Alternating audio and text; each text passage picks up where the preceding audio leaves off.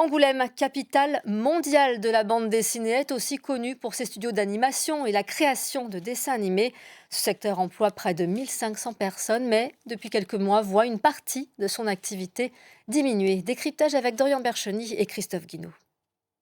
Il y a quelques années, l'activité des studios d'animation a explosé, avec en point d'orgue l'année 2021, exceptionnelle. Les géants de la vidéo à la demande remplissent alors les carnets de commandes des entreprises, mais depuis plusieurs mois, la dynamique est inversée. L'activité se porte bien, mais elle pourrait se porter un petit peu mieux, c'est vrai.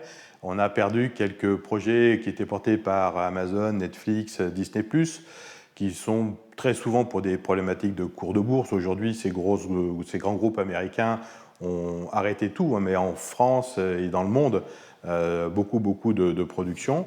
En 2022, le chiffre d'affaires des studios français s'effondre de plus de 40%, niveau que n'avait plus connu la filière depuis près de 20 ans. Je sais que l'activité va redémarrer en tant que directeur. L'aspect humain est évidemment important, la relation qu'on peut tisser avec les gens. Et c'est plus ça qui m'attriste là, au jour d'aujourd'hui, de voir des gens de talent qui n'ont pas de travail et qui sont obligés de prendre un métier alimentaire pour le moment, quoi.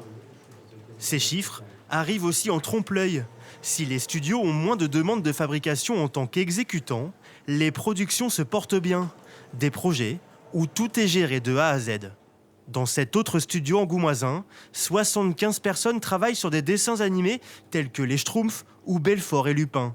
Bientôt, ils seront 120 avec l'arrivée d'un nouveau projet, Marsupilami. On va rentrer là dans une période assez agréable où les studios vont être pleins pour fabriquer donc les 3 séries qui sont non pas des prestations mais des productions déléguées, donc des projets qui ont été initiés, développés et promus par Ellipse Animation. Sur la période 2023-2024, les voyants repassent au vert en Charente.